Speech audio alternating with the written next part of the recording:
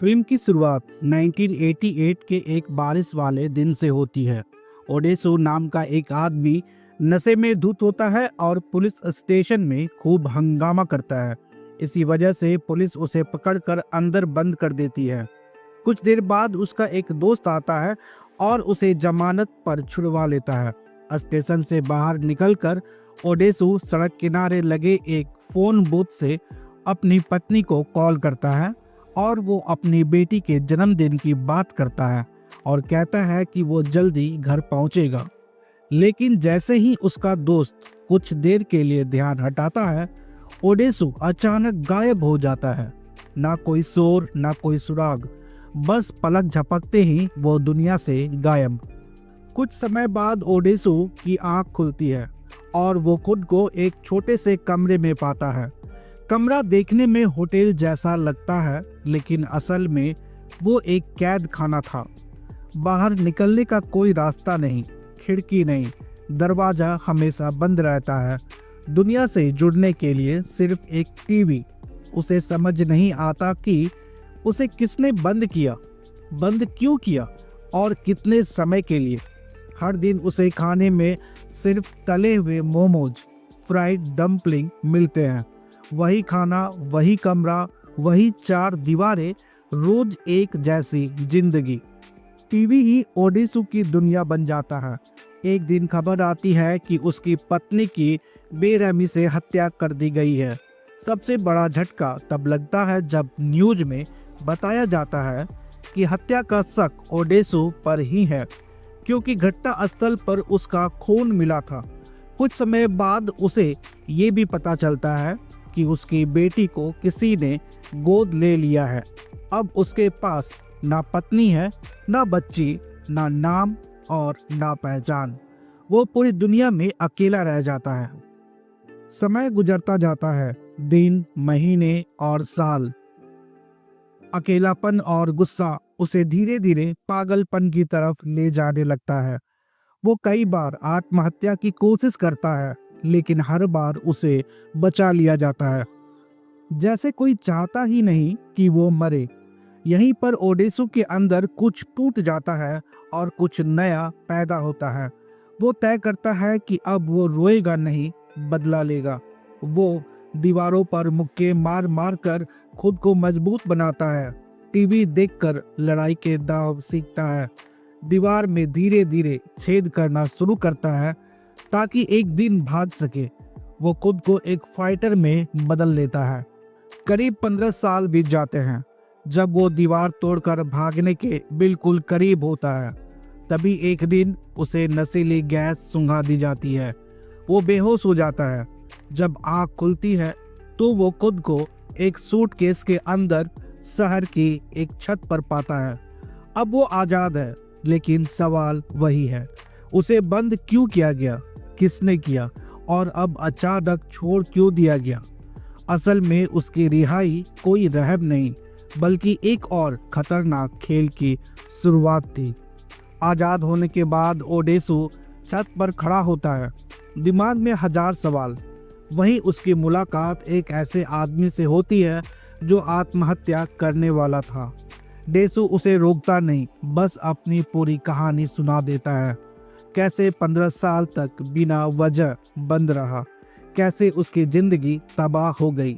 इतनी बात कहने के बाद वो वहाँ से चला जाता है, लेकिन जाते जाते उसे एहसास हो जाता है कि उसकी आज़ादी कोई संयोग नहीं है। उसी दौरान एक अजनबी से पैसे और एक मोबाइल फ़ोन दे जाता है। यहीं से डेसू समझ जाता है कि कोई उसे दूर से देख रहा है और ये सब किसी बड़ी साजिश का हिस्सा है। भूख से परेशान डेसू एक सुशी रेस्टोरेंट में जाता है। यहीं उसकी मुलाकात होती है मीडो से, जो वहाँ शेफ है। डेसू बिना कुछ सोचे जिंदा ऑक्टोपस मंगवाता है और उसे पूरा का पूरा जिंदा खा जाता है। यह देखकर सब हैरान रह जाते हैं। कुछ ही देर बाद वो बेहोश हो जाता है। मीडो उसे सड़क पर मरने के लिए नहीं छोड़ती, बल्कि उसे अपने घर ले जाती है।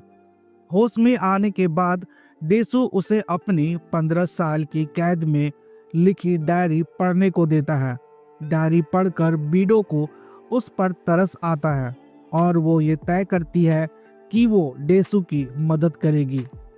अब डेसू का एक ही मकसद है, उस जगह को ढूंढना जहां उसे कैद रखा गया था।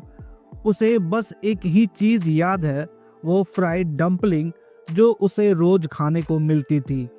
वो और मीडो मिलकर शहर के हर चाइनीज रेस्टोरेंट में जाते हैं, हर जगह डंपलिंग्स खाते हैं, लेकिन स्वाद कहीं भी मैच नहीं करता। आखिरकार एक रेस्टोरेंट में वो स्वाद मिल जाता है। डेसू को यकीन हो जाता है कि यहीं से कैद का सुराग मिल सकता है। रेस्टोरेंट का पीछा करते करते डेसू उस इमारत तक पहुंच जाता है जहां असल में लोगों को पैसे लेकर गुप्त रूप से कैद किया जाता है, एक प्राइवेट जेल। वहां उसके सामने आते हैं कई गार्ड्स और गुंडे। अब डेसू वही आदमी नहीं रहा जो 15 साल पहले बंद किया गया था। उसकी दीवारों पर मुक्के मारने की ट्रेनिंग, सालों की नफरत और बदले की आग सब बाहर आ जाती है। वो अकेले ही कई लोगों को पीट देता है और साबित कर देता है कि 15 साल की कैद बेकार नहीं गई। डेसू वहाँ कैदियों के रिकॉर्ड्स खंगालता है ताकि पता चल सके कि उसे किसने बंद कराया था। काफ़ी भागदौड़ और मारधाड़ के बाद आखिरकार डेसू की मुलाकात उसी आदमी से हो जाती है जिसने उसे 15 साल तक बंद रखा था। वो जिन देखने में बहुत शांत, अमीर और पढ़ा लिखा इंसान लगता है। उसके चेहरे पर न गुस्सा है न नफरत, बस एक अजीब सा आत्मविश्वास।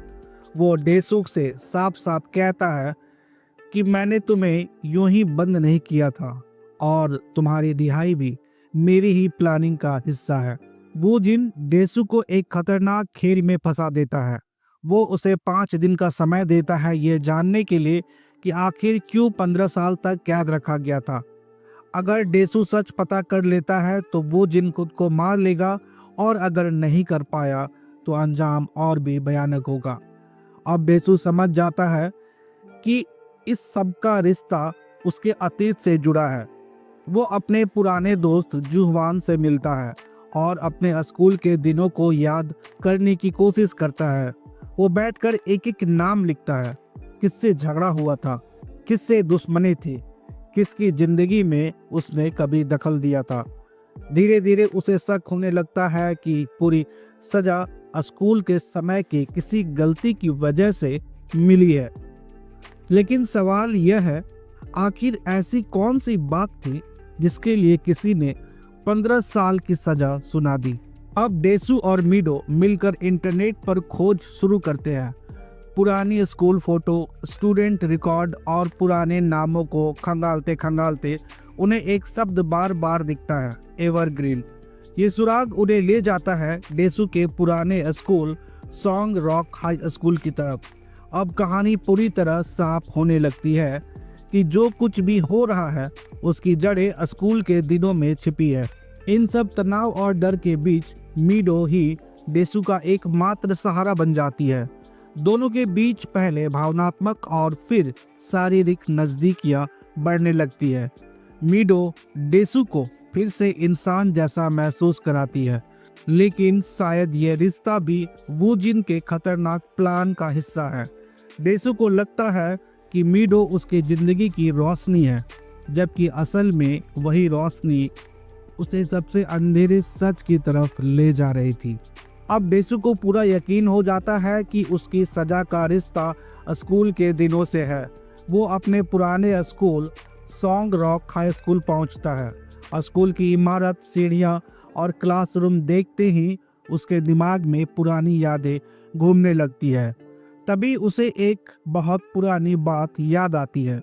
स्कूल के दिनों में उसने लिवू जिन को उसकी अपनी बहन लिसुआ के साथ एक आपत्तिजनक हालत में देख लिया था।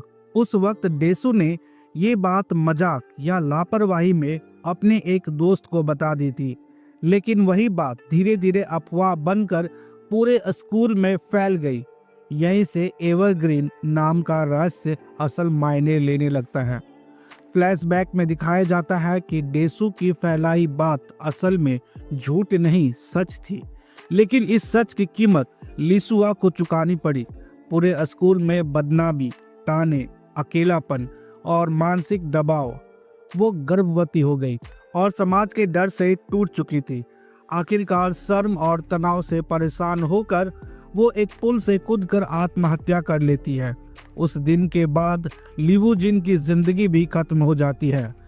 वो अपनी बहन की मौत का सीधा जिम्मेदार ओडेसु को मानता है और तभी वो कसम खाता है, मैं इसे ऐसे मारूंगा कि ये जिंदा रहकर हर पल तड़पे। 15 साल की कैद उसे बदले की पहली सीढ़ी थी। अब डेसु को साफ समझ आ जाता है कि उसका असली दुश्मन कौन है। इसी बीच वो जिन डेसु के पुराने दोस्त जुहान को मार देता है।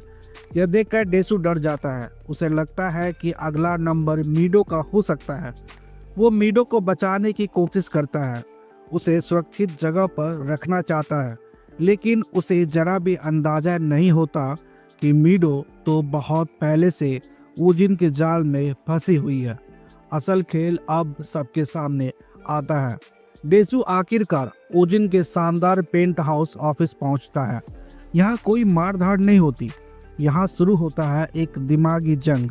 वुजिन बहुत शांति से डेसु से कहता है, तुम्हारी जुबान ने मेरी बहन की जान ली थी। वो साफ कर देता है कि 15 साल की कैद असली सजा नहीं थी।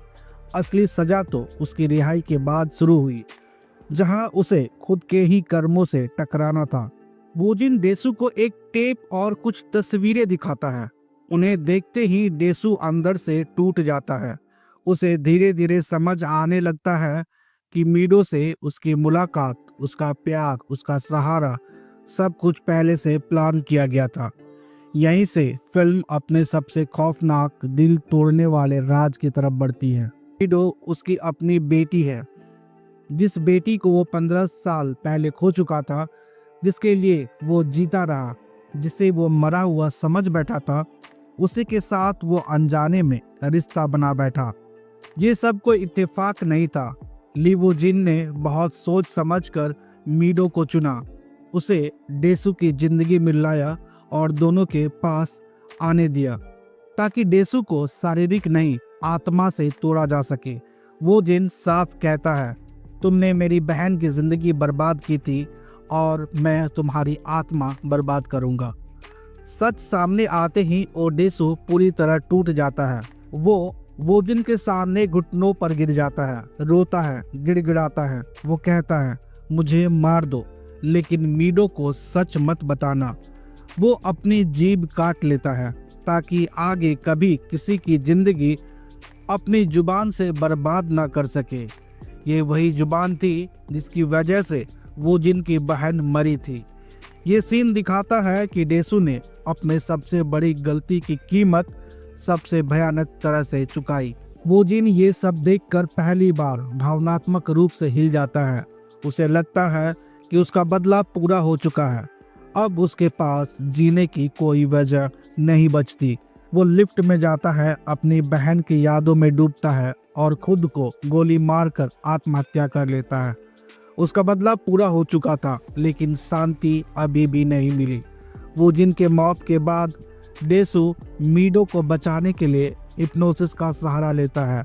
वो चाहता है कि मीडो को कभी ये सच ना पता चले और खुद भी इस दर्द के साथ ना जिए। वो हिप्नोटिस्ट से कहता है कि उसकी यादों को अलग अलग हिस्सों में बांट दिया जाए, एक हिस्सा पिता वाला और दूसरा हिस्सा प्रेमी वाला, ताकि वो मीडो के साथ रह सके बिना सच जाने। फिल्म के आखिरी सीन में बर्फ से ढकी जगह पर होता है। मीडो डेसु से पूछती है, क्या तुम खुश हो? डेसु पहले मुस्कुराता है, फिर उसका चेहरा अजीब सी उदासी में बदल जाता है। कहानी यहीं पर खत्म हो जाती है, लेकिन सवाल छोड़ जाती है, क्या डेसु सच में सब कुछ भूल गया या सच्चाई अब भी उसके अंदर जिंदा है? ये फिल्म बदले की नहीं, जुबान, अफवाह, गुनाह और सजा की कहानी है। एक छोटी सी बात किसी की पूरी जिंदगी खत्म कर सकती है और उसकी कीमत पीढ़ियां चुकाती है। दोस्तों, ये कहानी यहीं खत्म होती है। कहानी आपको कैसी लगी मुझे कमेंट करके ज़रूर बताइएगा। मिलता हूँ फिर किसी नई कहानी के साथ। इस कहानी को पूरा सुनने के लिए आप सभी का बहुत बहुत धन्यवाद।